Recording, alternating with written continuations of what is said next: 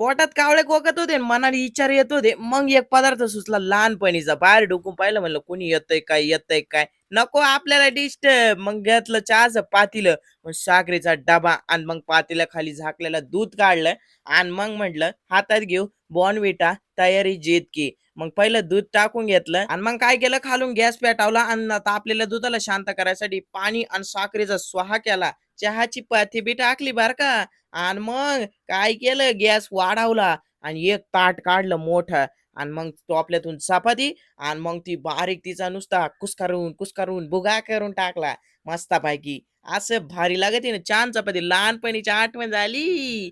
मस्तपैकी चहा बी उकळला आणि उतू बी गेला. मग थोडं रडू बी आलं, पण म्हणलं चला.